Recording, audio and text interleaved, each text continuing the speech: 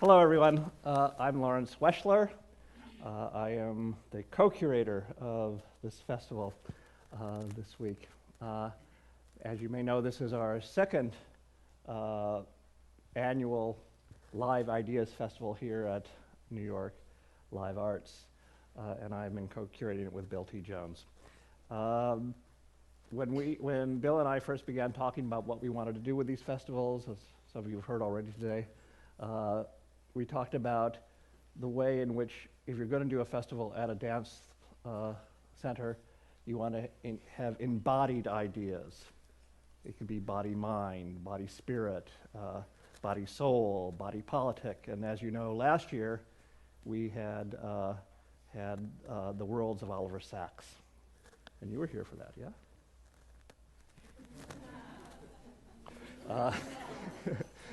Anyway, so this year, going from mind-body to body-soul and body-politics, we're so excited to be doing James Baldwin this time.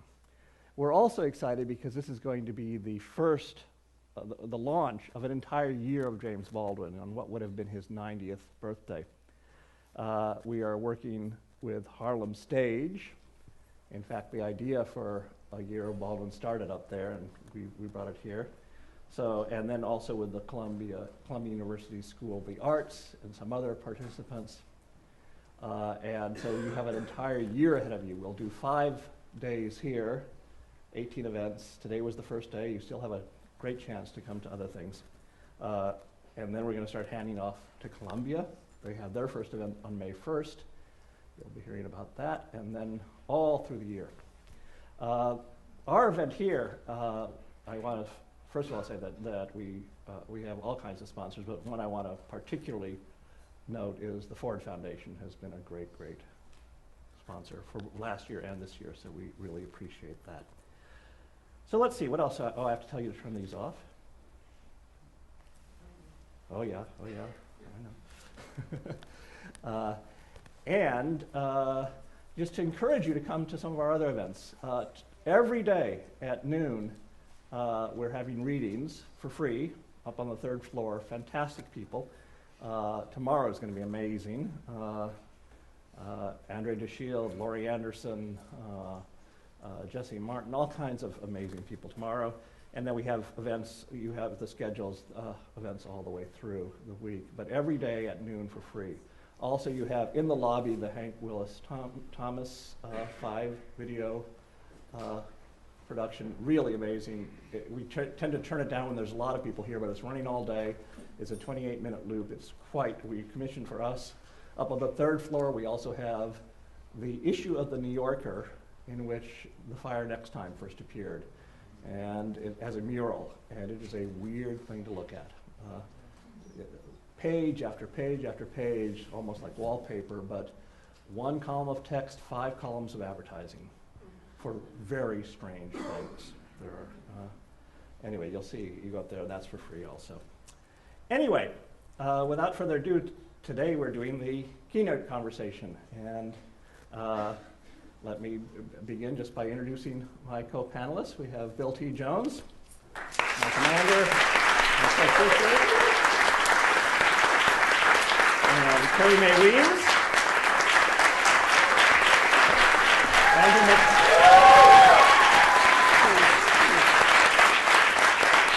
and Jamaica Kincaid.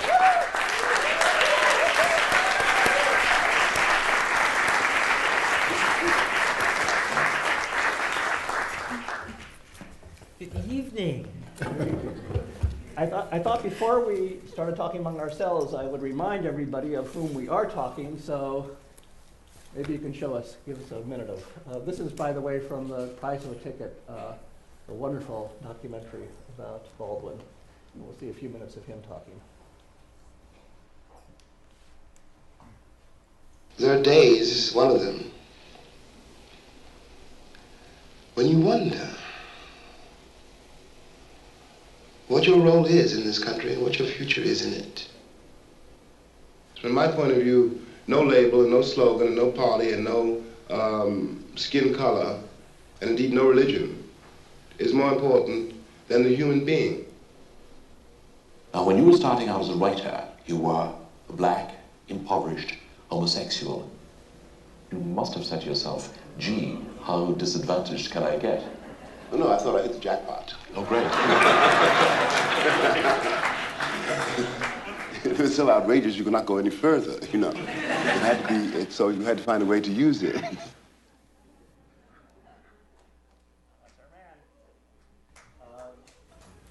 So listen, we are so excited about having 5 days and then a whole year to talk about James Baldwin. It's, when Bill and I and the people up at Harlem Stage and Rich Blint from Columbia were first talking, we were just talking about how of the writers of that generation, I mean, and I'm talking about the generation of Capote and Updike and Mailer and so forth. Rawson. Yep. There is nobody as urgent, as salient, as pertinent to right now. I mean, they're all great writers, but and by the way, one of the things to say about Baldwin is he is a great writer too. On top of everything else, he's just a gorgeous writer. And yet it strikes us that of that group, he is somewhat occluded, and certainly the light needs to shine on him, and so we're happy to be doing that.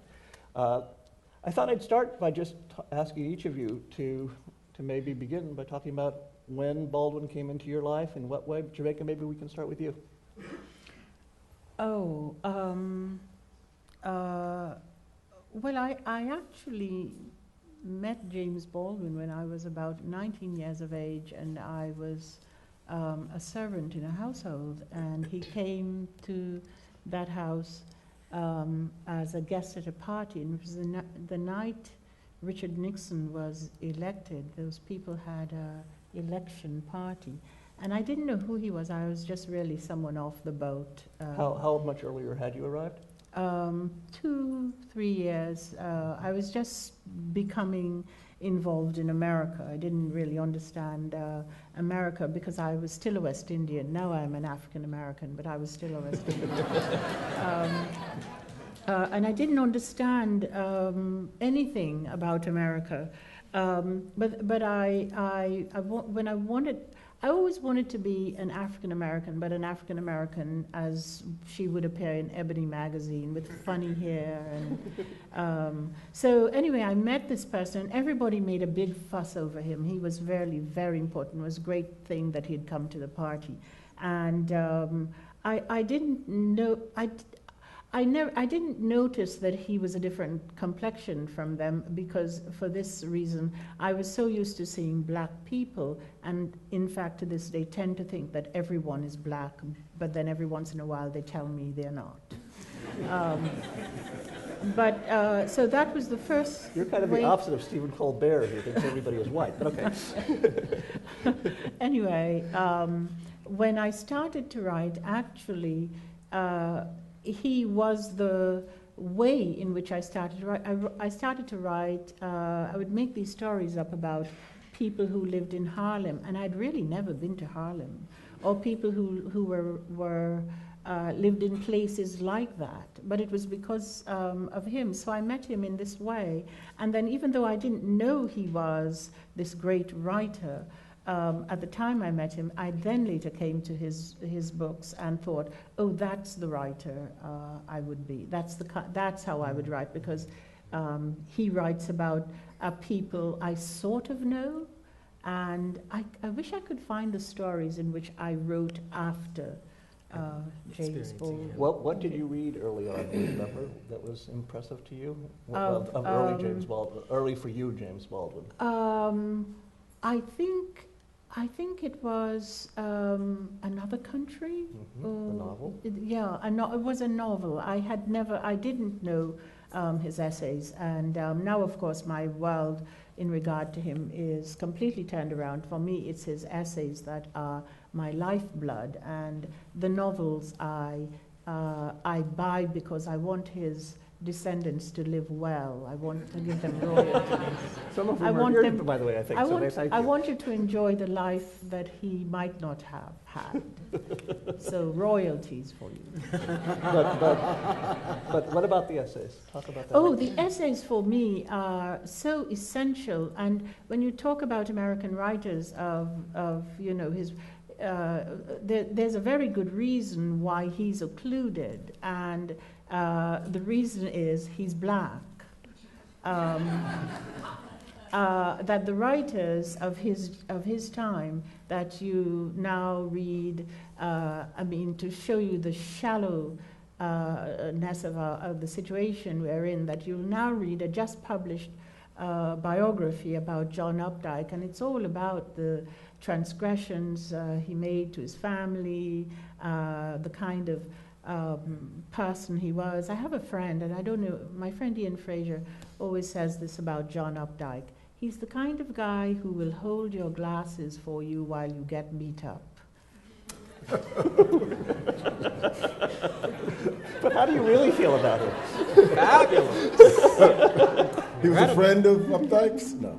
I'm not a friend of Updike's. Oh, and he's, and he's neither is dead, he. and one shouldn't speak ill of the dead. But I just will tell you something. But one would never say that about James Baldwin. That James Baldwin is the opposite of the guy who will hold your glasses for you. And but there's a reason why we're not talking more about James Baldwin, whose writing and whose life was essential for us in the conversation we need to have.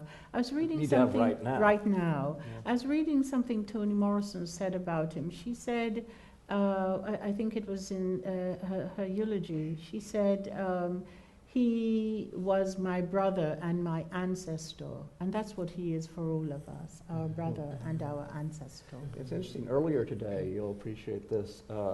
Somebody was making the comment that Baldwin is partly occluded because people got tired of hearing about the same thing over and over and over again, as if they don't get tired of hearing about affairs in suburban white neighborhoods, or, I mean, just there's other writers who have endless things to say. Yes. And nobody gets tired of that, but somehow with Baldwin it's held against him.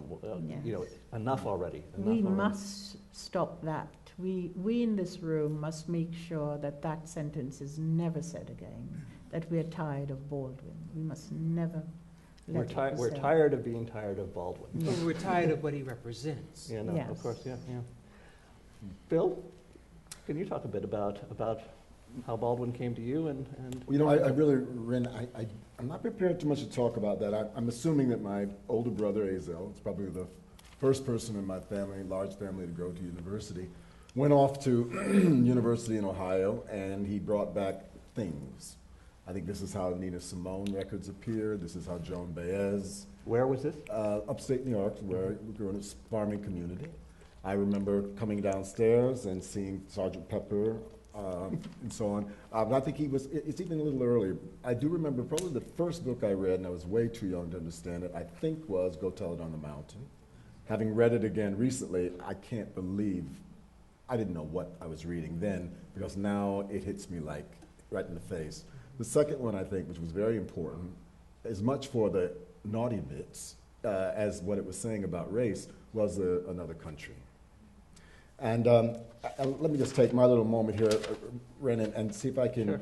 Sure. I was trying to say that there's something about the day I've been immersed today and for weeks now in Baldwin, and it is one tends to want to raise a poetic voice to meet his. Now that's your thing, but I would say hearing today Robert Krulwich reading excerpts from Sonny's Blues. The narrator remarks on reading news that melted into his bloodstream like a special ice cube. I feel that reading Baldwin, I find myself tearing up, moved, crying, and some of it has to do with, I think, midlife crisis. Some of it has to do with, I think I missed the bus. I'm glad I went to Woodstock, but you know what? Woodstock, You Were Not Your Body. Woodstock, Turn On, Tune In, all of that stuff. I think that was great. but I think there are things that I should have been studying. And one of those ideas is Giovanni's Room. I tried reading it many, many times. And whenever I read about those creepy old queens in Paris and these vampires on young boys who all happened to be prostitutes, hey, look, I was living the gay liberation. I said, that's 50s stuff. That has nothing to do with that. This is the young, right? Anyway, so this journey with Baldwin has been and remains a kind of challenge. Baldwin elicits a number of responses. One is a desire to be as poetic. His imagery and metaphors, they twist. Reading him can be like, excuse this, and I'm going to try to, as I understand, it's like water, like drowning in eloquence, like sitting on the shore of a large body of water and watching it change in the light, or like crying, like I'm saying. Why am I crying today when I was reading to my companion some of the most biblical passages of Go Tell It on the Mountain? When that voice begins to rise, I come from a very religious household. I thought I was inoculated. But I am now feeling my spirit rise to something that he knows. And he's writing it in a Faulknerian way.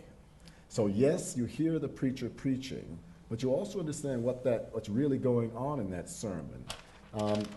I hope to learn this week, is one thing I want to say in my time here.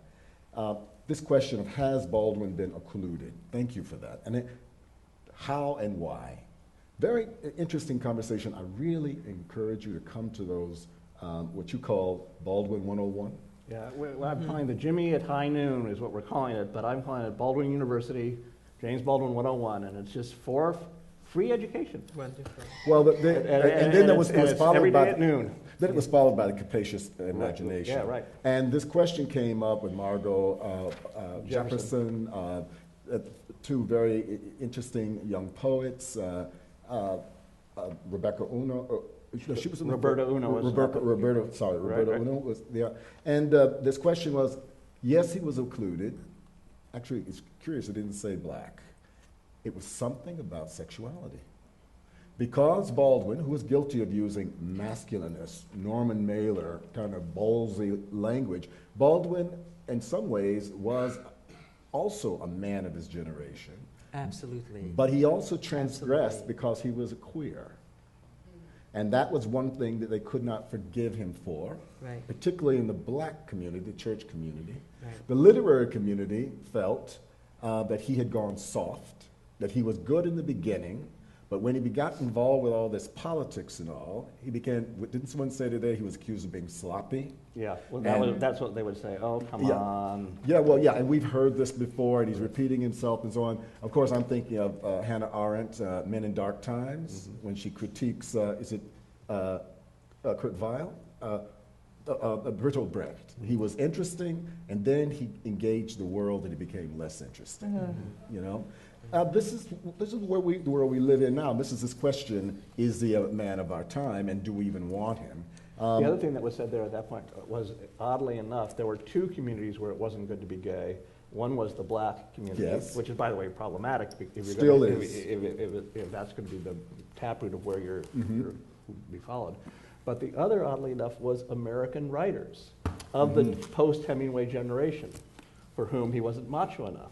Yes, And it was a little bit, and so you have these whole kind of mailer. And the other thing, by the way, that was fascinating also, we talked about in the black community, came from two sides. It was coming from the church community on one hand, and then Black Power. And Eldridge Yes. Cleaver in particular. And by the way, if you haven't read Soul on Ice lately, which I don't particularly recommend, but his attack on Baldwin and Soul on Ice is just completely over the top, and now when you read it, deeply homoerotic. It's Yeah. really strange. Well, it's almost camp, I think, is Yeah, what you're trying to yeah, say. That's yeah. how a gay man would put it. Yeah. He pushes it so far. You know the bit with the codpiece? How he had designed this kind of underwear that would...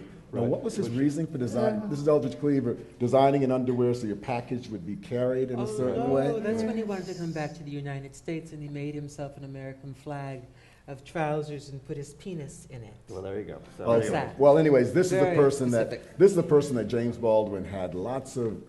That's great. He really forgave. It sounds so tragically Christian, doesn't it? But he did. He said, "I understand why they are the way they are. We've got bigger fish to fry, so to speak." Yes. He never took it personally. I have here what James Baldwin had to say about love. And I think you're always saying, let's not get that sentimental love. There's room for that. But the love he's talking about is this big love that allows him to talk about humanity in one breath, the same breath as he's talking about the degradation of slavery. And the fact is something about if we don't love ourselves, we can't love another. And that starts with the individual, and it starts with the whole the project of democracy in America. Integrity of the artist. The artist is a small craft that once set in motion must continue even as it goes over the edge. Now that's a pretty frightening image, isn't it? That's what it means to say I'm an artist. Integrity equals focus, as we were talking about before. And I said, yes, I understand that. Focus, the integrity. But what about in an era where there are so many focuses? What is Fox News? What is, you go on the internet, you can find your niche. People have their focus. He seems singular in that way, but now, like so many things, there's so many versions of him. Now, he's a great artist. Prophecy, as one of the poets defined prophecy today, Jeremiah in particular was the prophet who said, if you don't act right, this will happen to you. Baldwin was able to bring that voice forward. Now I ask, in an era where you turn on the television 24/7, you have Jeremiahs everywhere going at us, what would James Baldwin this time mean in this climate? that's the difference between a prophet and a false prophet. But keep Oh, going. do you think? Yeah. Yes? Okay, Okay, let's- all let's- right, all right. And then, and today, and Roberta Uno said today, very, very beautiful thing she has to say. If you could see her, ask her for stories. She has great stories. Roberta Uno said, we should speak of James Baldwin in the present tense. And I'm asking, is it really possible for him to be here today? And maybe that is what scares me about him. I am so attracted. And I'm attracted because I want him to be what I used to say, I thought that I was being used in the AIDS era as a charismatic decoy. Look at him. He's out over there. Look at him. Isn't he great? But that's deflecting from me. And what is it? And is it really possible for him to be here breathing fire in front of you? One other thing, the we question. I did a panel which turned quite contentious because I didn't handle it well, about when did the avant-garde become black? What I was trying to get at was we are in a zone that I think believes that it is traveled very far from race and many issues. And sometimes it feels like that is a little too smug and self-congratulatory. So I was asking the question, can we as a community, any group, say I'm a member of a we? It's not cool. I guess you could say I'm transgender. I'm of the transgender community. I guess you could say I am a woman, right? But is it when you're in those, in kind of the intellectual elite, to say I'm a black person and I am a badass artist? Yeah, you can do that, but it's like saying I believe in Jesus Christ in the wrong company. So that question of the we, that he was able to talk and go in and out of, sometimes the we would be black folks, sometimes the we would be the artist, sometimes the we would even be, he'd even be speaking about the Negroes.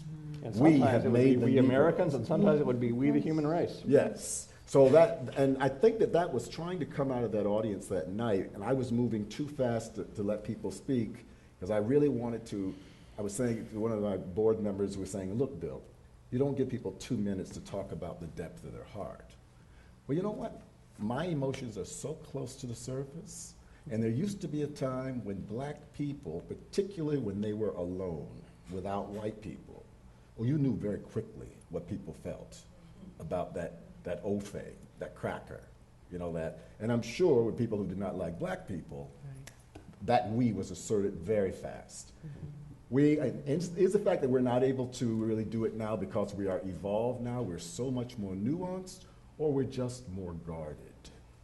And I was dropping that bomb in this paradise that has helped me be who I am, just to see, is there anybody who really is going to immediately bristle my identity? This is mine, just as an experiment. It didn't go over so well. I didn't handle it so well. You got some bristling. These are all the things that this week of James Baldwin, I hope we can talk about. Well, we've got a lot on the table there, but let's first go to Carrie, and then I want to unpack some of that. But Carrie, why don't you start and tell us a little bit about where Baldwin comes into your life and how he comes into your life. My encounter with Baldwin. There you go. That's what I want. So, of course, I read Giovanni's Room when I was very young because I was interested in all that stuff very early. I read Go Tell It on the Mountain when I was very young. I mean, I read them all when I was very young. By the way, I should just say that Giovanni's Room is a gay novel written in the 50s, but fascinatingly, all the characters are white. And so that was a whole interesting thing in itself, but very brave thing to have done, and quite an amazing. I think in some ways. So they have their reading list. Okay, yeah. I'm just trying to get them reading lists they as you get going. have their reading list. Right. So keep going. You were reading Giovanni's Room, so I one afternoon in sometime in the 70s. Sometime in the 70s, Baldwin was going to be speaking at UC Berkeley. And I went there with my very handsome boyfriend who looked sort of like Baldwin. They were like the same color and the same height and the same build. And we were standing at the door. We were waiting for Baldwin to ascend the stairs. And Baldwin looked at my man and he said, "Oh." Oh. And so for about a week, James Baldwin called my house every day saying, "Hi, this is Jimmy." It's Russin. And it was kind of wonderful. It was kind of wonderful. It was kind of wonderful because I met this man at the point of his deep desire to have my man. This is the wildest panel I've ever been on. I'm going to have to duke it out with James Baldwin over my man. No, this is crazy. Because you can't have my man. So this is wonderful because what it meant was, right, that you have this sort of wonderful idea about the legend. Mm-hmm. You have the idea about the legend, and you have an idea about the myth of the person. And then you encounter the man, and you meet the man on those terms. And so then you are now confronted no longer with the myth, right? No longer with the idea, but with the reality of the person, of who he is, which is just another man who is brilliant and wonderful and dynamic, but he is a man in need of certain things, who has certain kinds of desires. And I simply met that in crossing, right? Sort of met that in crossing, but it was a wonderful kind of meeting. I met Baldwin like I met Nina Simone. And I met Nina, right around the time I was also meeting Bill for the first time in Paris, and meeting Toni Morrison for the first time in Paris, who had just been given the Nobel Prize in literature. All of this is happening right around the same time. So, great human beings who have so much to tell us, who have sacrificed so much for us. In the we sense, and who have actually taken so little for themselves. So that was my real encounter with Baldwin, and I love this story. And how did he, when not going after your man, affect your work? Affect my work? Well, affect your thinking and your, I mean, is he important, do you think, in where your work went? Not especially. Baldwin is important because Baldwin shows me what sacrifice is. How do you mean? Well, his life was that. He was the sacrificial lamb. He gave his life so that I could be who I am. He gave his life so that I could work, maybe a little easier than he.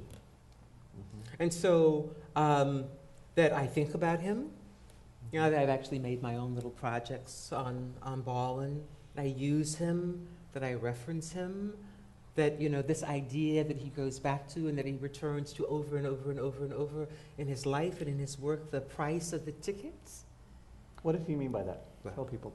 I think that we'll get to that. Okay. But I think that, no, really, I think that we will, and I hope that we'll be able to do that in conversation, because I'm hoping for a conversation and not simply but a conversation with these amazing people, all of us that are on stage. But this idea that we have to pay up, you know, and the price is steep and it's high. And what I think he was willing to do, what he did do, I think probably what he didn't want to do, but he had absolutely no choice, was to negotiate the complexity of what it means to be a black man in America, and to be able to speak it, to talk it, to analyze it, to deconstruct it, and to lay it bare in a way that he could.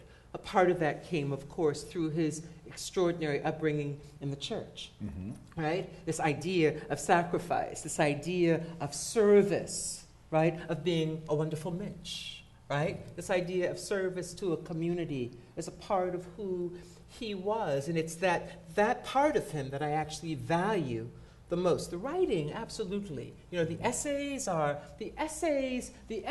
so overwrought. I mean, you know, that there is always in the writing this, it's like this sort of triple consciousness, not a double consciousness. It's always, he's always constantly repositioning, reimagining, stepping back, and on the other hand, and if we would, and if we could, right? There's always this way of just absolutely uprooting all of this energy and all of these ideas and trying to lay them all on the table simultaneously. Could I jump in for just a moment? Because there was something that was said today that I think it was in the Capacious Imagination, is that what it was? A conversation where they were saying that there's these levels of, I think it came around Nora Thurston, right? This signifying. They say that she was able to, when you read her, that you realize she's speaking to this group, she's speaking to that group, and then someone said Baldwin could do that in spades, and they mentioned President Obama able to do it. He has to do it. When he is speaking, when does he drop his G's at the end of certain words? What is he talking to black folks? When is he talking to the Midwest? When is he talking to the East Coast intellectuals and so on? And I don't know how you feel, but I thought, and this is something I always thought, that any, and of course I thought it was black people, any public black person who of success, you have to learn how to have triple consciousness and what have you. You have to learn how to speak in code. I think that's what you're getting at. I think that it sort of comes with the territory. I think that, you know, it comes with the territory. You know, that ability, I think, to always be critiquing the possibility. Critiquing self and critiquing your audience and the situation. It's a part of, I think, in part, what is our extraordinary gift. And again, I think of it as being sort of an extraordinary gift and an extraordinary burden, because you're always living in a land of question. What you were saying that he was. Oh, people are ready to talk. Describing, you know, you were saying that he was important in describing what it is to negotiate a life as a black man in America. How did that relate to negotiating a life as a black woman for you? Did it come over completely, or were there things that didn't resonate, or? Oh no, of course. I mean, I think that there's no. Yes, it works. But I also, in a way, I'm trying to lead. Well, Yeah, go ahead. I want to address the issue of double consciousness. I've been talking about it a lot in a class because it comes up. It starts with W.E. Du Bois. That's right. Yeah, Souls of Black Folk. Souls of Black Folk and the double consciousness. And so it comes up, and I've been thinking about it, but it seems to me that most human beings live in a double consciousness. The stress of the African American double consciousness, we are aware of our lives, and we are aware of the other situation, the pressure of the other situation, which is the not black reality, and how it influences our being, our existence. But apart from that, it seems to me to be a perfectly natural human condition to be in a sort of double consciousness. And so I was wondering. I understand you. Yeah, I understand that among the things I think eventually we want is to at some point say that to be a black person, an African American, or whatever we are called these days, and there are many Negroes, I think isn't so cool anymore, though I rather like it. Skip Gates is always calling me that. He's always saying, "Hello, Negro."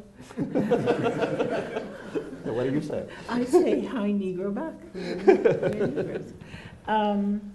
That this condition it's a human. We are human beings, and so that the double consciousness we have, the other consciousness we have, apart from being I'm aware of my reality. And then there's another reality that I hope it won't always be this oppressive, conscious. I don't know what else to call it. I sort of don't like to say the word white people because it seems so damning. And I don't know why anyone really would want to be white. They're so. This is called shade. This is called shade. You see how she does it so smooth, that nice little voice? If I were you, I would just step out. Judge, by the way, Jimmy at one point says, in a wonderful interview, he talks about how there is no such thing as white people, that white people are in fact all kinds of other things, but there is something he calls a white attitude.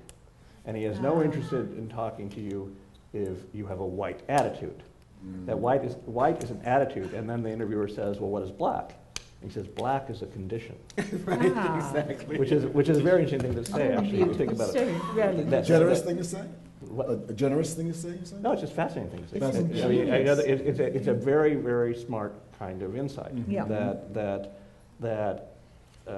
And you know, black is not a physical reality. It's a condition. That's right. As opposed to That's right. whiteness, which can be an attitude and so forth. But anyway, At this moment, I think it's very important because I'm wondering. I remember we had some meetings about a month ago, and Jean Davidson, our executive director, we were talking so much in terms of Baldwin and black and white, and she was saying, "Well, you know, I have to stop everybody here because if I was a straight Asian man, what would this weak Baldwin have to say to me?" okay. You know, and I think that is maybe something that we should. So I actually, I'll say a few words about that. The thing that is, we were talking about this earlier today for some of you who were there, is this we that he uses. And the thing that is amazing about him is, for me certainly, is that he doesn't write principally as a black person or as a gay person. What he writes principally as is an American. That's what he keeps coming back to. And it's very strange because he had to flee America, literally, to save his life, as he put it, in 1948. If he had not left In 1948, he was either going to be in prison or dead or a drug addict. There were all kinds of things that were, and he goes to Paris to get away from America. And it is in Paris that, at first he throws himself into the African movement. There's a great, literary movement, and is he that? Is he Negritude. Negritude. He tries that, and he's just not part of that. He's not. And he's trying to figure out, what am I? What am I? And then he suddenly realizes, what I am is an American. That I am part of that history. And when you read him, the we that he talks about, it goes in and out in all sorts of different directions. But at the end of the day, he's talking about, and this is my answer to your question about an Asian American, that A straight Asian American. man. And in fact, I will read. You're going to read something in a second, but I'm going to read something right now. No. But, You have to let the audience talk. but let me just try this one thing. The dangers of being an American artist, this is from The Creative Process, which, by the way, Laurie Anderson will read in its entirety tomorrow. The dangers of being an American artist are not greater than those of being an artist anywhere else in the world, but they are very particular. These dangers are produced by our history. They rest on the fact that in order to conquer this continent, the particular aloneness of which I speak, the aloneness in which one discovers that life is tragic and therefore utterly beautiful, could not be permitted. And he goes on talking about how people, we know how a person who doesn't recognize himself, doesn't allow himself to know the truth of himself, how a person in such a paralysis is unable to access either his weakness or his strengths, and how frequently indeed he mistakes the one for the other. And this I think we do. We are the strongest nation in the world, America, but this is not for the reasons that we think. It is because we have an opportunity which no other nation has of moving beyond the old world concepts of race and class and caste. And I'm on page 672.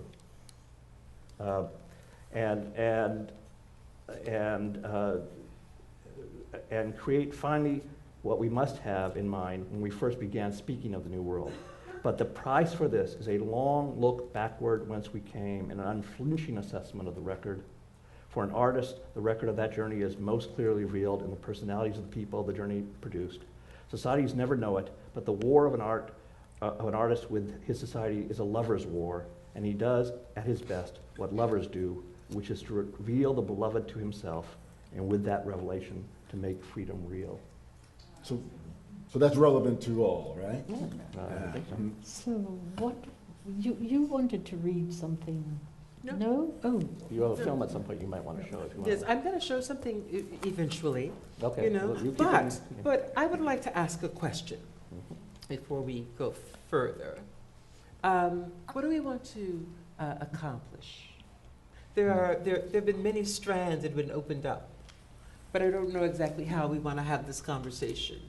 So we've been talking about having a conversation, but as yet we're actually not in conversation. So I'm trying to just understand exactly how we'd like to proceed over the next hour?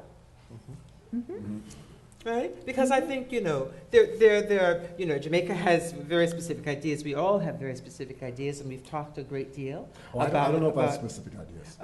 We've talked a great deal about being in conversation with one another, and I'd like to see that happen. I wanted to say, and especially to people who are writers and who are who love his work, I wanted to say something about his work that I only just discovered, but it also clarified for me and introduced something into this late into my life as a writer that I hadn't ever understood. I'm sure I've read countless books on this subject, but I never really understood it until reading him. That for a writer, when you start to write, there are two things going on that you're not really aware of. There's the form of the thing. Most important, you start out with, it seems to me, the content, what you're going to write about, and you have what you're going to write about, and then there's the form of it. But what I never understood until I began to immerse myself in him is that the two matter most in fiction, or even more so superiorly, they matter form and content in poetry. That poetry, it seems to me, this is all a new idea to me, that poetry only works, is only good when form and content are in perfect balance. Fiction, it works, it can be imbalanced. It can have great content, but the form isn't right, the form isn't working, or the form is ill-suited, or, as I say, it's not in equal measure. Essays, they will determine their own, essays have a content, and they will determine their own form, and the form doesn't so much matter, or the content is so powerful that the content is the form. And I only learned this by reading him. I only understood this. And it was such a revelation that I pour over and over the essays. Yes, the books, the novels, it's easier to see how the balance of content and form, how uneven it is. But just technically, I suppose I wanted to say as a writer, how astonishing it was for me to discover these techniques, these wonderful ways of pacing, of saying things, and that the most brilliant, the most wonderful alignment of the two, and as I say, is the essays, but as I say, the content of the essays is so powerful. It's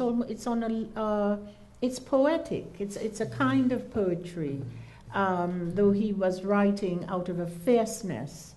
And that word, out of a love, I mean, one of the things I get from him, again, that I hadn't understood, was that an ordinary writer could just be writing about love of a people, love, the thing you talked about, sacrifice, the sacrifices he made. He should have been putting all that into these beautiful novels and making perfect novels that would have made Rabbit kill himself.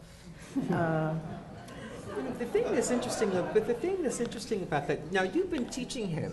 Yes. You've been teaching Baldwin for a while, and you've also been looking at these novels very, very deeply. Yes. And one of the things that Jamaica feels very strongly about is actually the novels that are really the weakest. Oh yes, for me. In There are parts of them where you see that, and I was thinking of that in another country where he gets a form for, and it's just sort of usually it happens in a dream. The dreams are just amazing. They just have these techniques, that is what the whole novel should be.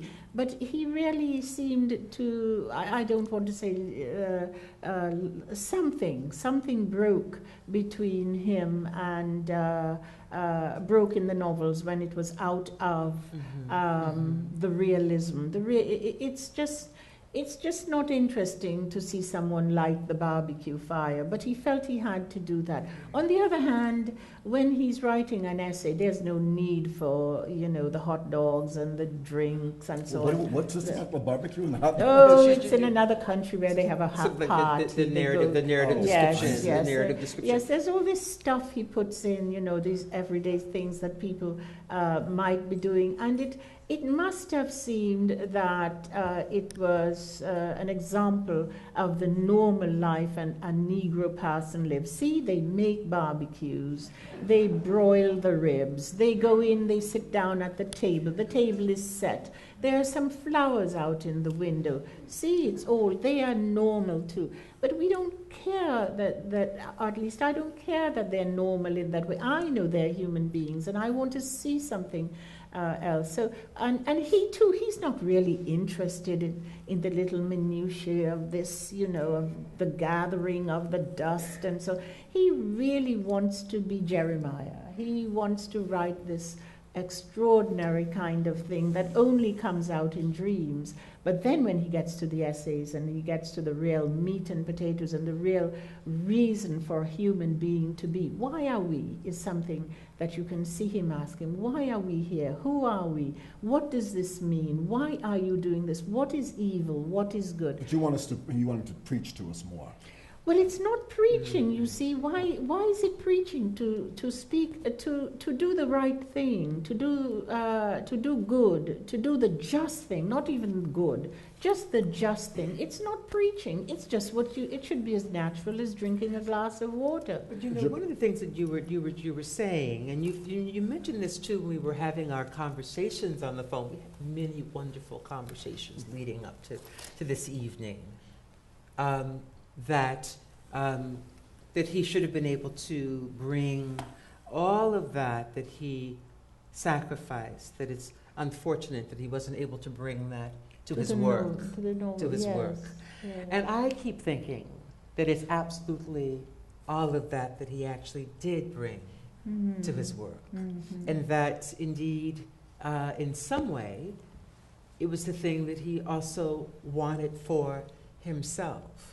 That we would not have Baldwin without all of that he was willing to sort of sacrifice on our behalf. May I take issue with this? I think that for me, I like the domesticity of it because he has these huge themes going on. This person represents the liberal impulse. This person represents reactionary religious impulse. You can see his symbols working, but what makes it appealing to me is they drink a hell of a lot. Oh, always boy. smoking. Oh, It's raining outside. What time of God. day it is. You know, he was a real, and I understand, I assume a lot of this is Henry James, and I've come late to Henry James, but I appreciate just him. I was going to say to you, doesn't a picture tell, a picture tells 1,000 Words. Is that what it says? Mm-hmm. 1,000 So, words. if he paints that picture of the barbecue with the way people are behaving, that is the stuff right there. But what she's saying is that that wasn't really his major project. That the major project really was something else. The major project was really was the essays, was the preaching. But I'm thinking of the dream up above my head, where he's Just above my head. Just above my head. I'm sorry.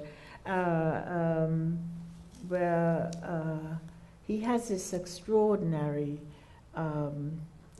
dream of the ceiling falling down, and then it's in a domestic situation. But for me, the style of it, the way he writes it, were the whole book to continue like that, it would be amazing. But then when he enters into normal life of people doing, but of course, that only reflects my own inclination towards my own writing, probably. But it seems to me that he often would do these astonishing things that one could call magical realism, but only in small bits. But then you begin to see, oh, that's the real book. That's the real artist of fiction. The artist of the essays I have nothing but adoration for. But I always think that since his main project, I always feel that his main project, his main impulse was to write novels, to write fiction, and that this horrible situation of social life, Negro life, the oppression, the violations of our society got in his way, and that I feel is unforgivable. That he was a great artist in all ways, and yet I feel there is a great artist of another kind that was not allowed to be. You see, and I think of him, I was in church the other day. I went to a Good Friday service, and something that I haven't done in years. And there was a little boy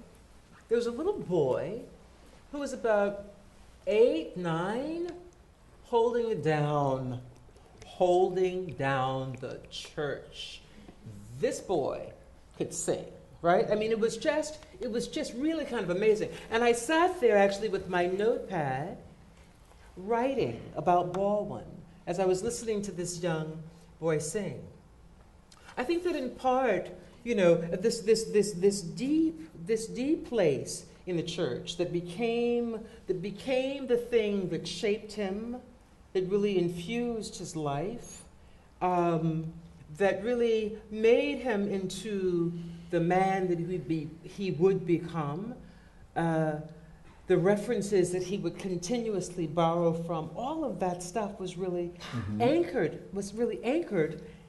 in the church. And in part, I think that his great artistry was his ability to transcend really some of the written form. You know, that his great ability was his ability to speak to us in multiple ways across multiple platforms. And that was in part the gift that he also brought for himself and wanted for himself, and that it was a part of paying homage to the community from which he sprung from, right? And so it was a really interesting thing watching this boy sing and thinking about Baldwin in that context. He had entered the church about the same time. He was 10, 11 years old, had thought that he was going to really, really become a preacher man. That was what he was a boy going preacher to do, right? And all of this is sort of going on in a moment when he also understands that he has other kinds of desires that are sending him in another direction, that his great conundrum is trying to negotiate his own desire and his own feeling with the feeling of this community that he is desperate also to serve. I mean, it's really quite I don't think we amazing could have thing. gotten to that timeless conundrum without us understanding literally who the saints of the church are, what it means to be in, what is a tarry service? Do you know what I'm talking about? A tarry, Yes. And I had even forgotten the term, that there was such a thing. What is it? A tarry service? Well, tarrying is, as I understood it, in the sanctified church. When you get to a certain level of excitement, you speak in tongues, but also there is a kind of a speaking, a quickening, and you can see people actually dancing. They're tarrying, and they're speaking. And now, so a tarry, they go there on a Wednesday night just to have this experience, or to have people do what happens and go tell on the mountain, where someone is suddenly possessed, struck low, and now the whole group is around them, and they're going to pray him through it. Right, through the ritual. Yeah. Now, I don't think, even when I describe it, I'm moved by it. It's frightening to me. Yeah. But I think, and he's a great artist, that he can report that, almost like looking at Romar Bearden or something, and maybe that bothers you, Romar Bearden is not my favorite visual artist. I love him for the history he imparts. I don't necessarily love the painting, the painting that. So, but in Baldwin, I feel like I need that, what I'll call the Romar Bearden effect, to get to something that he's trying to talk about that's quite powerful. And, and I wonder, Jamaica, if it even needs to be said. If I like magical realism, but I sometimes feel it's kind of indulgent and gooey. You know what I'm getting at? So I feel like when he does this naturalism thing, and the way he has a way of turning the light on what we think is going on, suddenly I think that something greater happens. Now, I don't know if we really want to. Is there more meat here about Baldwin's writing style? Is there more meat? No. In answer to your question about where we might go is that what we have uniquely on this panel are three artists talking about a fellow artist and also talking about their own art. One of the things that when I was talking with Rich Blint, my colleague from Columbia, I was asking, what would Baldwin make of the world today? And he corrected me. He said, that's not the right question. It's not the right question. The question is, what would we do in the world today if we were honoring the kinds of insights that Baldwin had?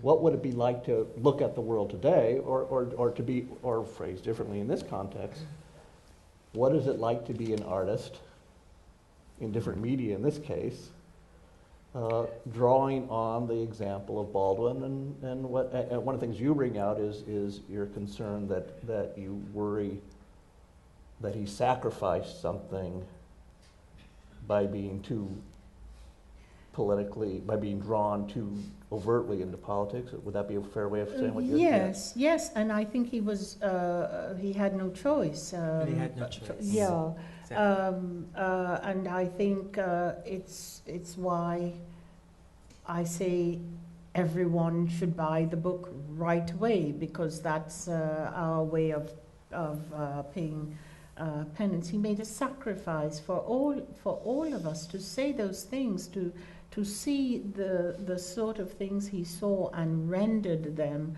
on paper and fearlessly.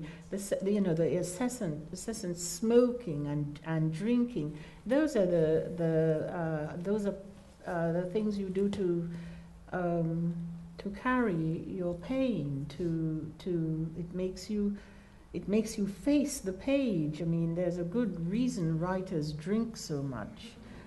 It's very difficult. It's not. They don't enjoy. I don't believe they enjoy the clink of the ice. I think it's in the glass. I mean, But yeah, it seems to me that he made. Whether it was a choice, you don't know really how a writer decides these things. But he did something extraordinary. Instead of sitting in, and I have my favorite whipping boy, instead of sitting in some suburb of Boston and writing about his, he really, yes. Shade. Boston, not Pennsylvania. You know who I'm talking about. Do you all know who she's talking about? But we shall not speak his name, yes, is that what it is? He shall not speak, his name shall not be spoken. Okay. First of all, he's dead. Anyway, but instead of, you have to, the writers, his contemporaries, when you think of what they were doing and that they are still celebrated and still reprinted and they're known and how did you say they occluded? I mean, this tells you something, that when you see what he was doing, what he was concerned about, which is the most important thing, he was not writing a fictionalized life of a slave. He was actually writing about the lives of the descendants of the slaves who didn't cause an insurrection. He was not. There were all sorts of things he wasn't doing that would have probably made his life longer and more enjoyable. But then. The truth is that we wouldn't remember them. We remember him, and he got inspiration, it seems to me, from the essential life that was going on in the country at the time. The essential life of America, which is something Americans would like to forget. The essential existence of America is the African American. Without the African American, you have Canada.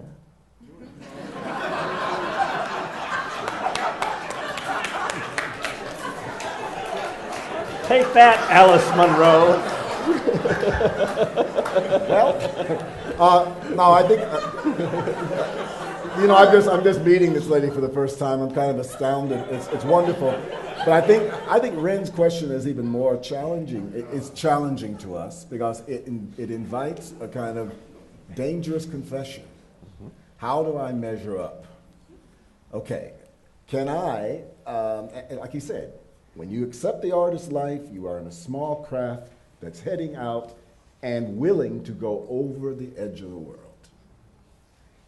Do I really feel that anymore? I have written it, I've said it, the world does not need another hungry artist. The world doesn't give a damn. The artist has got to care. Mm-hmm. James Baldwin, now I think that in his prophetic mode, Did he think that what he was doing was essential to saving the world? And do I think what I do is essential to saving the world? Is there something wrong with me if I do not feel that way? Do I have the luxury? Because he has sacrificed through his example. This is what I hear in your question. Yeah, the pulpit. Is there something, I'm mad as hell and I'm not going to take it, and you shouldn't take it either, and this is what, That's not exactly what he's saying. What he's saying, it seems to me, is that this is a labor of love in that last sentence, and love is revealing to the beloved what, by the way, I've said this before, when he said, love is a big word with him, and it is not Hallmark love, it is not saccharine love, it is a really, really hard thing. It's an active. It is about authenticity, it is something you achieve, you fall away from, you break, all that stuff. It is the greatest challenge of all. And to take that and reconfigure it as a political job, which is to say, what would it be like for this country, that ideal he has, that what could this country be if it could find, what would that project be like? And he's not trying to save the world in a way, he's trying to save America, not trying to save America, he's trying to urge America to be the America it could be and has to be and it better be. But Ren, the only place I can take humbly, I have to start with, can I reach that standard? So that's the myself? question, yeah. So Yeah, is that, and is therefore that it becomes very self-conscious, and it becomes very confessional, and you can go wrong in a lot of ways being obsessed with how you're not cutting it. You're not. So I understand. What were we going to say? No, I'm listening. I mean,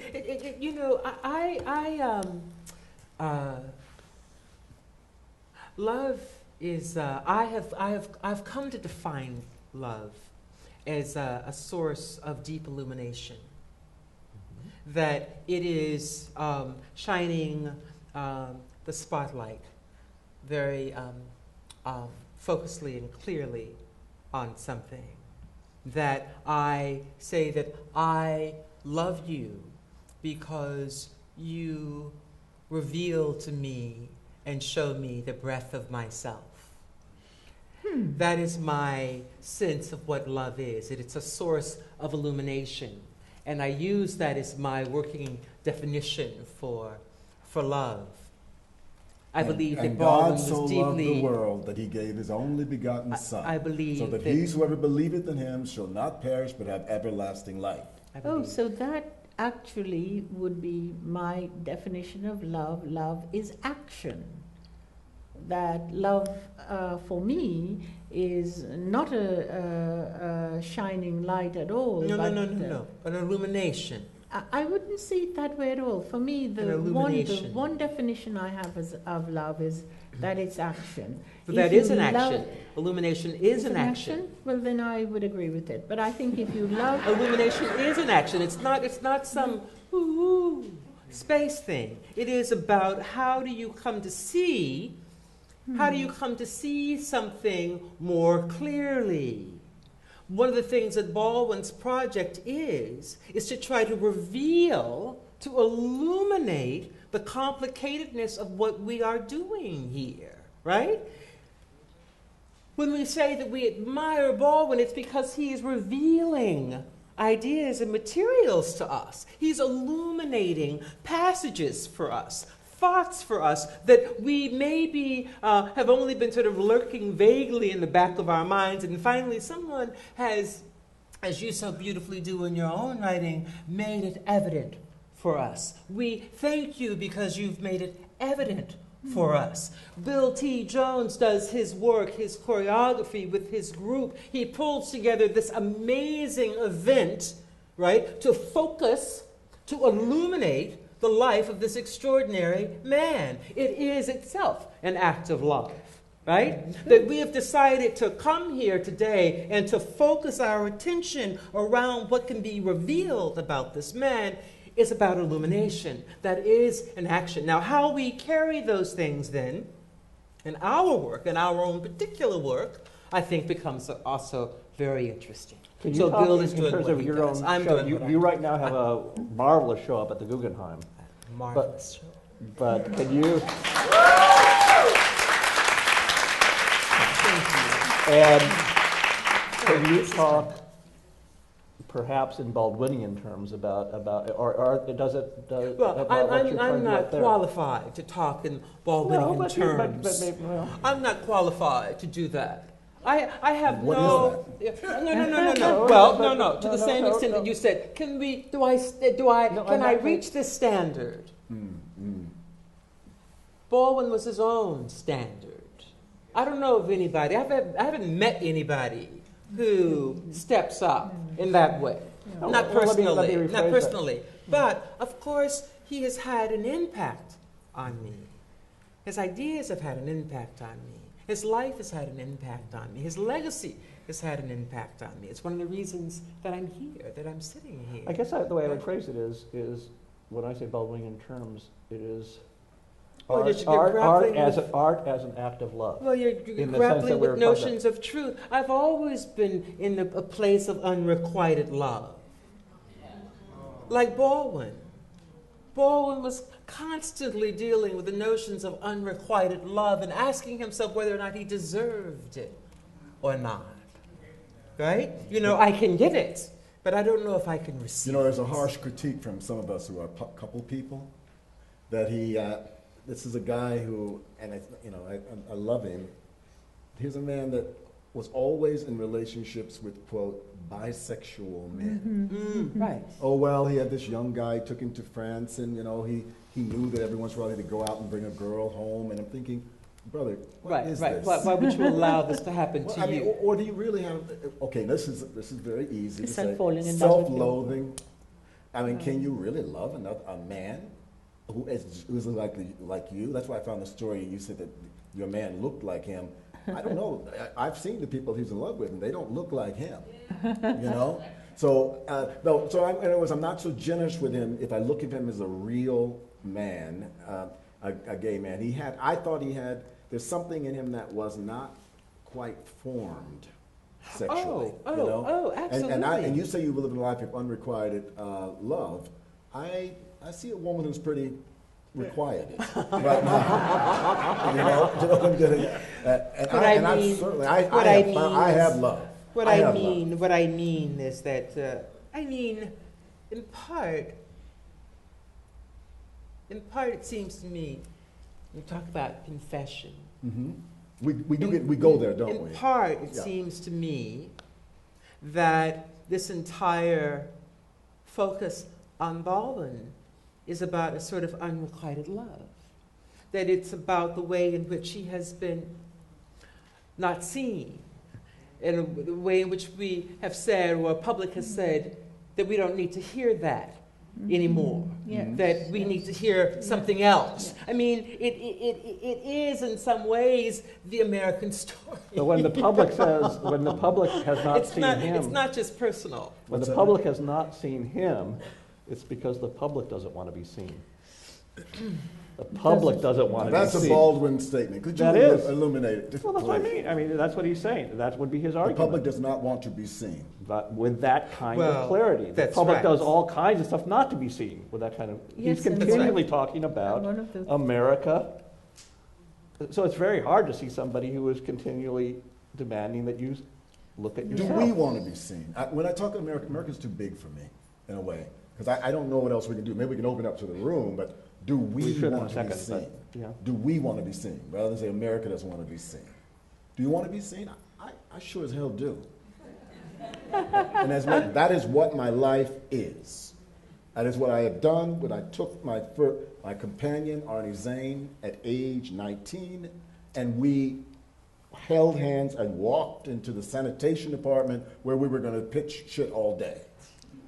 In Binghamton, New York, when I hear Amiri Baraka say, Jay Baldwin was, he was gay. Everybody knew it. He just had to accept it. Not like, acting it out and all that.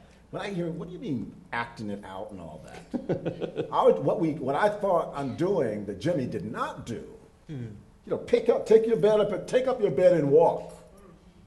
I know how to shout. But do I have people who want to hear me shout? I've got to constantly make it, that I understand the black church. I've got my art, you can hear it in me right now. It is close to the surface. I want to shout hallelujah.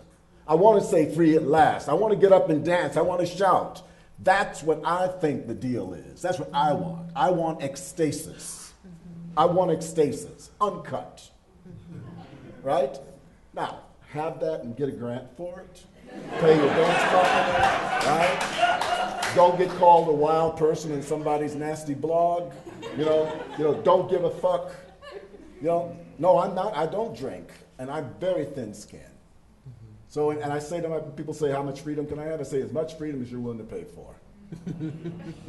Which brings us back to the price of a ticket, by the way. That's what I think that he was getting at. Yes, the price of the ticket, which incidentally Maya Angelou, I heard say at a commencement, go on y'all, talking to a room full of mixed people, you've all been paid for. I hear you. She said you've been paid for if you're right. Irish, if you're a Jew, if That's you're right. go on, do what you have to do because you've been paid for by people right. who came That's before. right. That's So I'm not, they were like brother and sister. The price of the ticket. So we've been paid for. Yeah. Well, yes. But not yet. Not yet. People have widened the path for us. So not yet. What? People have widened the path for us. Yeah. Right? Because, I did this piece. It's called Constructing History. And I did it in 2008. And I did it because I thought that I was laying in bed one afternoon, and still images that I'd seen from the civil rights movement started sort of moving. They started sort of moving in my head, and I thought, oh, it was like that sort of way of how things are illuminated. And I got up and I wrote it out, and I gathered a group of people together, and I made these photographs called Constructing History. And it dawned on me as I was preparing it that in part America had become what it was. I did this when Clinton and Obama were running for the presidency, 2007, 2008. First time in our country, of course, or in the history of the world in this way, that a black man and a white woman were running for the presidency of the United States. And I thought, now this is sort of extraordinary, right? And one of them's going to win. One of them's going to win. Now, how was this moment made possible? And I thought, well, a whole lot of people had to die. Malcolm had to die. Martin had to die. JFK had to die. Robert had to die. Medgar Evers had to die.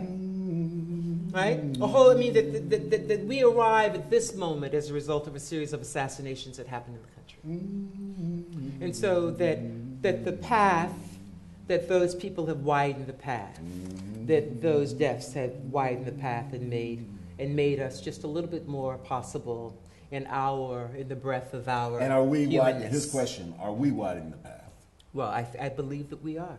I believe that that's why many of these people are here tonight. So I believe it's why you do what you do. I know it's why I do what I do. Right? You do a conference like this not for yourself. You don't do this for yourself, and you don't do it necessarily because you want to do it. You do it because you have to do it.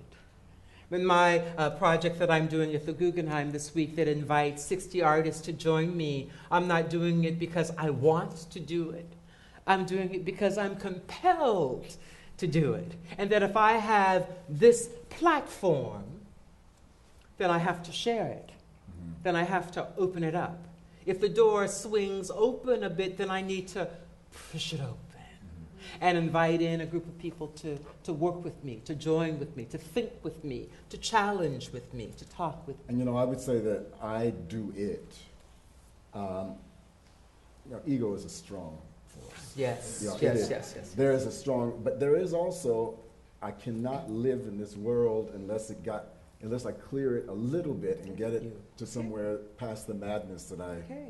So the only way I can do that is I feel I need a coalition Yes. of individuals, and we have to make the world that we want to live in. That's right. And this is, and so I don't know if I feel compelled to do it, if I'm going to stay alive, and that's a crapshoot. I think that that's what you're saying, that you are compelled. Yeah, Right? yeah. No, it's By the way, whether it's a question of needing it or not, I must say that for the last 6 months, we've, in this building, been reading a lot of Baldwin, and it wasn't a sacrifice.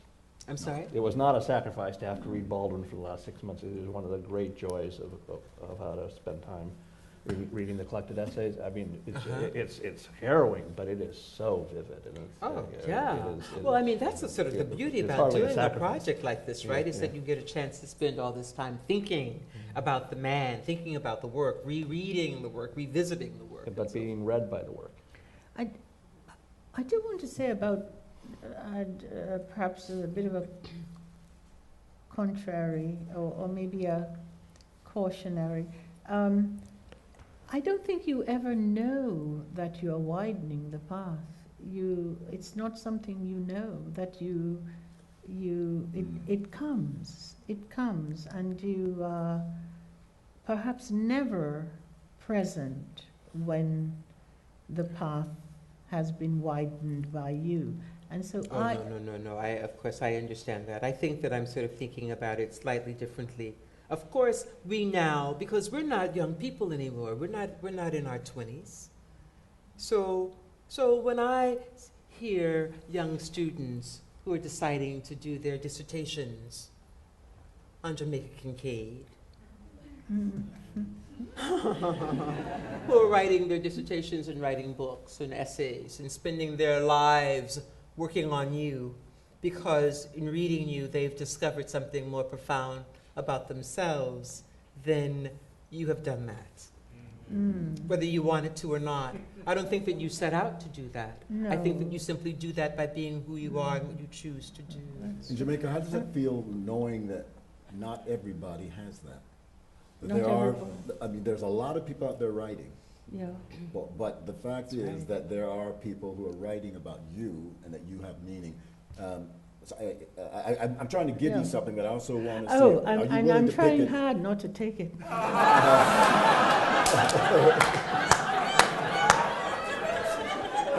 Which I understand. And as a longtime friend of Jamaica, if she doesn't want to take it, she's not going to take it. But no, how do you feel But about it? Like, well, I am when I know about it, I'm touched and humbled by it, and I've actually discouraged quite a few people from doing it, simply because we don't know. It's a wonderful thing, and I mean I have to just say that when I was a child, it would have been a great help to me to know that someone like me existed. It would have been. I readily admit that. But then on the other hand, I am so vulnerable to swell-headedness that I try not to know What they're doing. what they're doing, what anybody is doing, because it's quite possible you'll have to dismantle the building to get me out of it. I will be so full of pride. But this thing we're all doing. I always feel the art making? the art making. Yes, it's always that we do it. I think. With a kind of blind faith, because we don't know how it will work out, what it will mean, and I think that he is an example of this, you know, which is why I keep saying we mustn't forget him. The blind faith he had. He did something. The writing, the novels, the essays, he did them in a place and in a time and especially in a country that has no real love of certain people and certain things, and no real love of literature, no real love of black people doing anything really that can't be appropriated. It's only, we must remember that there are a great many things that African Americans have done out of making something out of the despair and the horribleness they found themselves in, and that it's been simply lifted up out of their culture. And sometimes, as in the barbershop quartet, the example of the barbershop quartet, which was invented by black men, and at some point it was made illegal for black men to do it because the white people who liked doing it didn't like to do something that black people were also doing. Never mind that the black people invented them. But just to say that, the blind faith he had in just saying these things, writing these things, living this life, and not knowing how it would go. Would it be remembered? Would it vanish? Would it just never? Would you not even be able to find it? As I couldn't find the biography readily on even the disgusting Amazon. I couldn't find it there readily. So you do these things. We all do these things, and we're all. You love us. You hear and applaud and so on. But we have no idea if once you go out the door, you'll just find some other new contrivance to entertain yourself. But we're doing it. So we do it. So listen, we only have, we've gone a bit long, but I'm calling an audible, and we'll say for like 10 minutes of interaction with the audience, so that's okay? So right here in the first row. I don't know if I can speak loudly. Turn off the lights a little bit so we can see people. Thank you. My name's Morgan, and I'm a pragmatist. I'm an artist, kind of in a pragmatist body, and so that's hard. And I think James Baldwin was sort of like that, which is why I enjoyed the details around the story and creating the story, because it's a very practical thing to do, which as a black woman I feel very compelled to be very practical. But I also have like this burning urgency inside of me to do my art, which is create a health movement, right? It's an artistic thing that I'm doing, right, with women around the world. So I'm looking at his picture here, and I don't know if you guys have glanced at it recently, but there's such an urgency in his eyes. There's such a fire that this feels like a luxury, right? To discuss ideas feels like a luxury, and you feel like. And so my question to you is, how do you hold the space where you can be an artist and be urgent about things that matter now, and social justice and the health crisis and the prison industrial complex and all of the things that are urgent now? How do you give yourself permission to be an artist, and how do you not drown in all of those big ideas? And I'll say one thing about widening the path. Mr. Jones, I am just the biggest fan, and it's why I'm like sitting literally at the table. But there was something you did that was both artistic and practical. You did, I don't remember the name of it, so I guess I'm not the biggest fan, but you danced a prayer. Was it your mother who was praying? It was. Oh yeah. It was your mother. Uncle Tom's Cabin. Yes, and you were dancing to it, and it literally changed my life because I grew up in the Holiness Church. And to see something that was so sacrilegious and so beautiful at the same time and so right on gave me permission to be very practical and be an artist at the same time. So I'm saying my question goes back to so thank you. My question goes back to, how do you not drown, and how do you give yourself permission to be an artist? I don't think of art as being as being a luxury. That's number one, right? So for I think many artists, we these ideas, these concerns are part and parcel of the work. And the thing that perhaps separates you, and certainly one of the things that Baldwin talks about in this beautiful essay, The Integrity of the Artist, is really about this work, right? It's not really giving yourself permission, it's really using the world as the feed. It's the feed. These issues are the feed for the work, not tangential or not. You know, you're involved in the world, and those are the questions of the world, so that you are working with the issues and the questions and the ideas and concepts of your historical moment. That's what we do, I think, as artists in part. For me, it's a snake that eats its tail when I start trying to talk about it. Because like I say, the world does not give a about what you do. But you've got to be that. And therefore, it makes us extremely self-involved and oftentimes belligerent. At least that's what it looks like to me. Yes. I know you don't care, but I am going to find every way to ram down your indifference.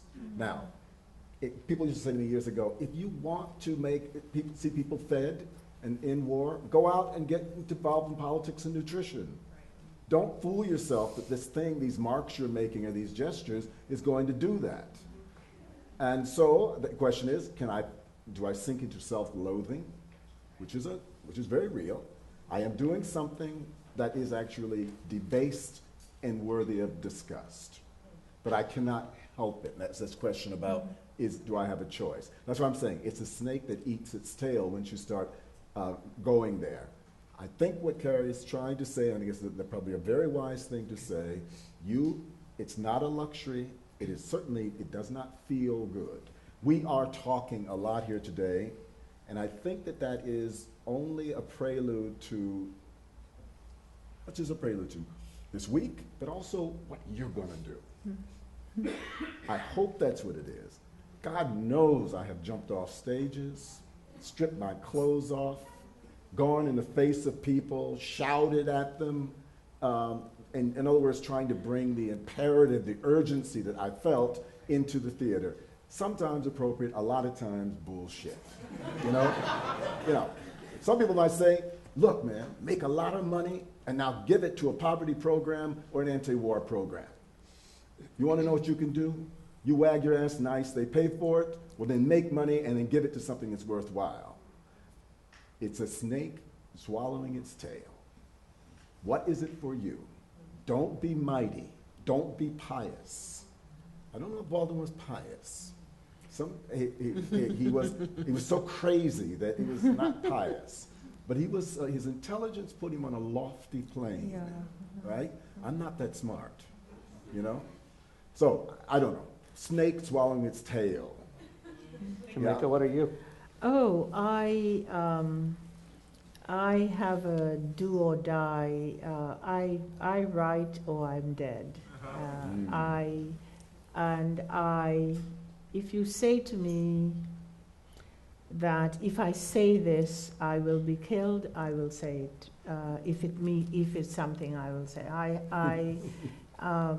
I have no, for me, writing or whatever it is I do, it's something that I must do. I don't have any feelings of sentiment about it. I must write. I write something that I've always written things that only 2 or 3 people liked at first, and it's never deterred me. That nobody might like it would not stop me from writing it. The point isn't to be read. The first point is to write. And it's either that or death. You understand it's a problem for those of us who are performers. I mean, there are people who are making works now for one person. Yes. I'm not one of those. Yes. You know, yes. and I think that's one of the discussions that goes on in this building. Yes. About what is the reach of what we do. Yes. What is the work at the service of? Yes. All those well, questions. that's it. Yes, you're in a different. Yes, I mean, First of all, I come from a place where I wasn't expected to write. I wasn't expected to be myself. So essentially, I start out with no readers at all. Why I write, if the answer would be you write for these people, well, I would have no answer. So I write. I simply write, and if somebody reads it, I'm very grateful. But it is something that I must do, and I must write what I think I must write, and I cannot. It is of no real interest to me to be liked. My model of a writer would be Dostoevsky. Now, can I We gotta let another question. Really true, you don't really care about being liked? I don't. I really don't. She doesn't. Nice work if you can get it. Let's take another question. Right here. Okay, up Are there. you a Taurus? A Gemini. Okay, question was? Yeah. Okay. Right here. First of all, Bill. Stand up, we can't see who's talking. Who's, Right. oh, there you go. Hey, hey. Okay, there we go. Okay. Bill, thank you Hey, for how you doing? and everyone putting this together. I think we should stand up and give them a standing ovation for that. But two things tie into something that Sister Kincaid was saying and my dear sister Carrie Mae. I'm working with this production in audience development. And over the past 5 weeks or so, I targeted a lot of young people that I've seen in high school and in college. And more than half of those individuals did not know who James Baldwin was. I remember being at the service at St. John's the Divine in 1986. The ambassador of France spoke that day. He said Baldwin was required reading in the whole educational system of France, the secondary school or junior high school and high school, that Baldwin's work was mandatory. In America, people like him and Paul Robeson, no one knows who they are because it's not mandatory. How can we, as citizens of this planet, bring the truth of what you all have been talking about, the integrity of lives like him, so that everyone knows their name, like mentioning James Brown or Sly Stone or Bob Dylan. But they know who Baldwin is, and they know who Robeson is, and know who King, the real Malcolm. These individuals are Chavez, the farm worker organizer. Know the real integrity of these individuals and the contributions they not only made to their people, but made to the human family, as Baldwin eloquently spoke and reiterated time and again. How can this moment expand globally so everybody in Africa knows? You say Baldwin, they say, oh, that's that great writer and activist and humanitarian and gay individual. Today, at the end of the Capacious Imagination, the question was asked of the panel, what would be one text that would be required reading that should go on to the syllabus. And maybe we should do that as well. We should just put a sheet here or outside and something, what you think would be, you want to, those young people, what would be the thing? And they're not going to read a lot, right?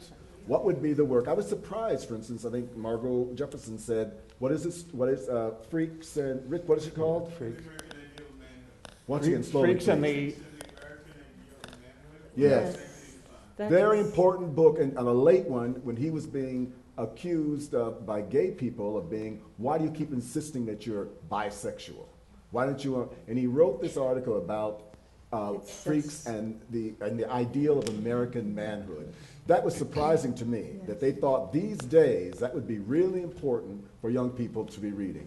What, it was changed, right, There Be Dragons. But I mean, I'd be curious to know, if we put up a list out there, and those of you who have read Baldwin, what would you think would be important? Because we have to start really basic. You know, the Baldwin School is right over here. You know that very well, right?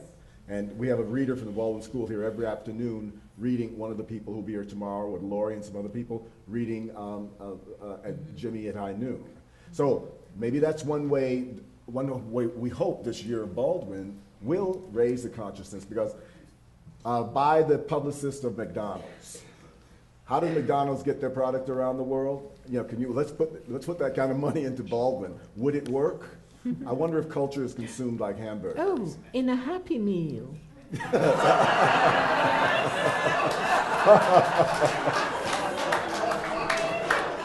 Shade, shade, shade. Okay, up here. Hi. Hi. This has been incredible. My comment totally builds on the last two, and it's what I'm totally obsessed by, which is how can art and politics better power each other. And I think that Baldwin. You know, that's a very old question. I do. I don't know as much about that as I should, but Yeah. I do know that's an old question. I do also, though, feel like there's a very timely aspect to it. Maybe that's just because I'm young and I think now is the best or whatever. But I don't think now is the best. But so for me, and tying this to Baldwin, for me, what really just like floored me can be put into one word, and that's catharsis. Like, in reading him, I felt like a social, political, human catharsis. That might not be said correctly, but and I feel like that is something that I just want to explore as an artist / political person myself, as a young person. How can there seem to be so few great crossovers, people who do it so great. Now, there are a lot of artists that engage with things politically more on a slightly less, direct, in-your-face way, and there's lots of great politicians that are great writers, all that kind of, who do great work. But I feel like they're in this moment, what the first woman who asked the question said is like, how can I, as somebody, I've done all my work has been in social justice, like nonprofit work, but I'm a writer, I'm a dancer. I feel like we need to focus more on finding ways, like what the young people right now want is finding ways that you can actually help them better inform each other. Now, I think that could be such a fun conversation. Social media. Huh? I said, in the age of social media. And I'm working on a social media project that's trying to do that. You guys are teaching us, actually. You naturally know how to communicate with people around the world. And you use the stuff. I mean, you have a lot already going for you. I mean, give yourself credit for that. Now, a famous theoretician said, all art, good art, is a protest. And then someone said, well, what about Cézanne? And he said, thought for a moment, it's a protest against sloppy thinking. So for those of you who want to make pure art that's not socially engaged, do it well. Because if you can get me to stand in front of something or watch something that is so singular, so well wrought, I think you're doing my nervous system a service, and I think that changes the people around me. Not all of us are made to get out there and try to get clean water in Africa through our art, right? Or even in the United States, right? But By West Virginia. In West Virginia. So is it possible to say, relax? Relax. But You're all right. Then the urgency goes away. No, then you can actually hear what's true come up. I trust. Right? No, you're right. It's hard to accept that. But you sound like a really principled young woman.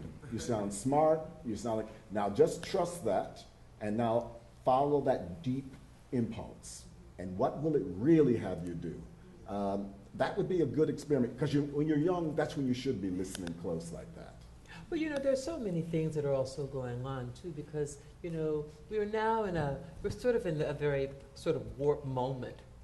I don't even know what to call the moment that we're living in, but it seems very strange. Twisted. And I was talking to a group of young students this morning who, who again sort of talked about, being completely confused and lost in this age of mass communication and social media, for the first time feeling like, really it's just a lot of miscommunication in the age of communication, right?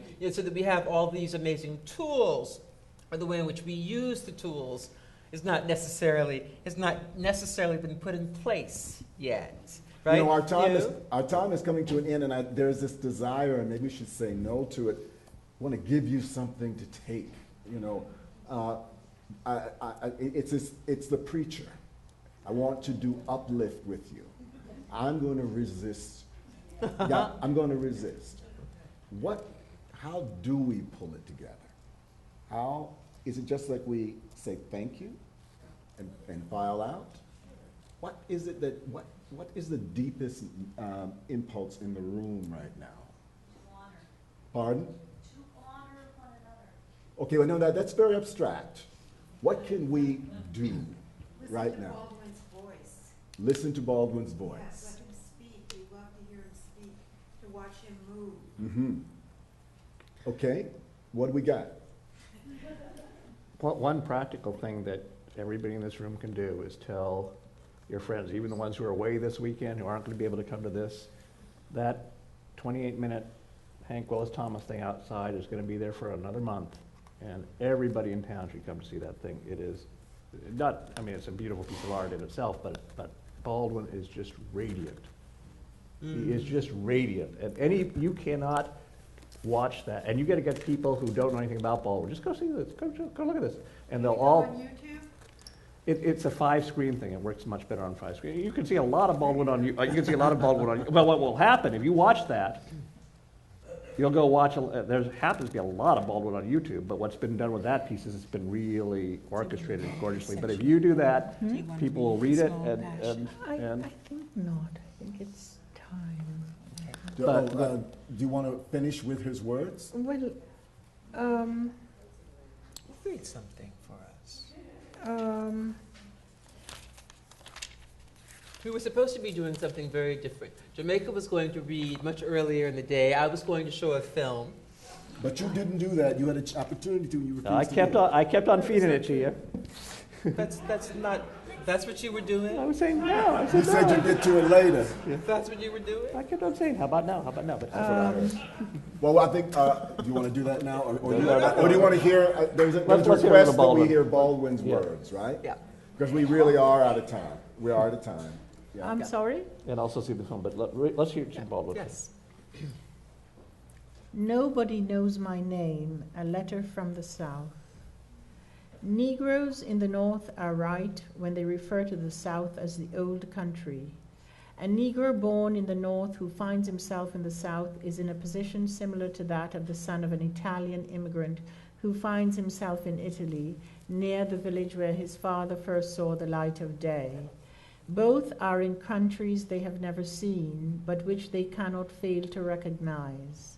The landscape has always been familiar, the speech is archaic, but it rings a bell, and so do the ways of the people, though their ways are not his ways. Everywhere he turns, the revenant finds himself reflected.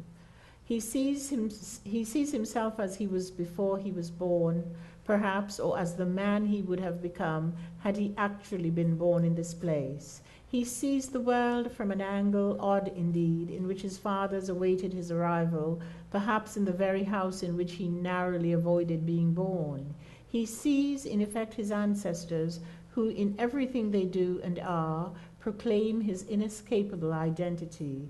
And the northern Negro in the South sees, whatever he or anyone else may wish to believe, that his ancestors are both white and black. The white men, flesh of his flesh, hate him for that very reason. On the other hand, there is scarcely any way for him to join the black community in the South, for both he and this community are in the grip of the immense illusion that their state is more miserable than his own. Thank you. Thank you. That is such a great... That's it. 4 more days. We'll see you tomorrow at noon upstairs. Thank you.